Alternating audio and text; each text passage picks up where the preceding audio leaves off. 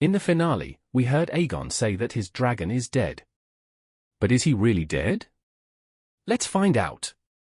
In the heart of Westeros, amidst the chaos and fury of the Dance of the Dragons, a golden beast soared high, a creature of legend and power.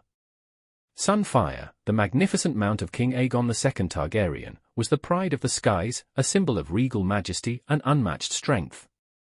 Yet, as the realms of men clashed in a brutal civil war, even the mightiest fell prey to the ravages of battle. This is the tale of Sunfyre, a dragon whose brilliance was overshadowed by a tragic fate, a tale woven with fire, blood, and the relentless pursuit of power.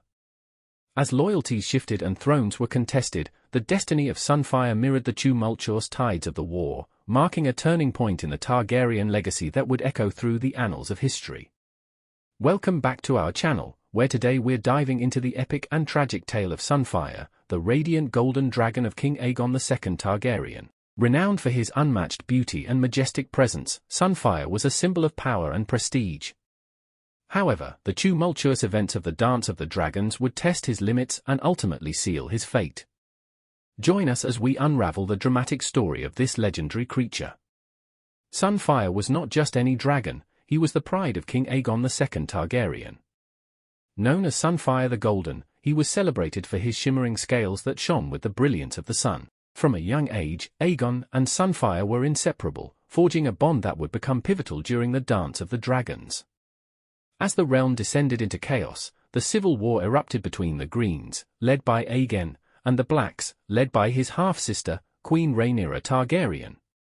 The kingdom was torn apart by ambition, betrayal, and vengeance, with dragons serving as powerful symbols of dominance.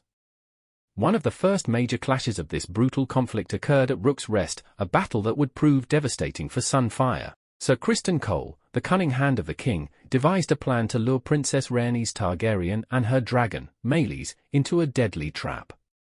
As Meleys unleashed her fury upon the Greens' forces, Aegon and his brother, Aemond, launched a surprise attack atop their dragons, Sunfyre and Rhaegar. In the skies above Rook's Rest, a titanic battle unfolded. Meleys, fierce and determined, engaged Sunfyre in a struggle for supremacy. The clash was fierce and unforgiving, with dragons clawing and snapping at one another in a desperate fight. Meleys managed to sink her powerful jaws into Sunfyre's neck, threatening to end the golden dragon's life. But Rhaegar, the ancient and formidable dragon of Aemond, intervened with a crushing blow, causing all three dragons to plummet to the ground in a chaotic tangle of wings and fire. The aftermath was devastating. Meleys lay dead, Rhaegar rose victorious, and Sunfyre lay gravely wounded, his wing torn and bleeding. King Aegon II was also grievously injured in the battle, suffering burns and broken bones. He was hastily taken back to King's Landing to recover, leaving Sunfyre behind at Rook's Rest.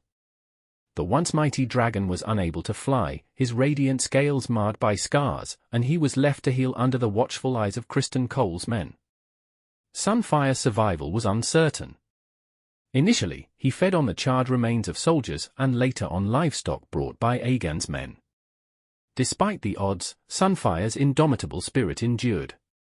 When Wallace Mouton, Lord of Maidenpool, retook Rook's Rest, he attempted to slay Sunfyre, but the dragon's wrath was unmatched. Sunfyre fought with fury, killing many attackers, including Lord Wallace, in a display of raw power. Within weeks of the attack, Sunfyre vanished, defying all expectations.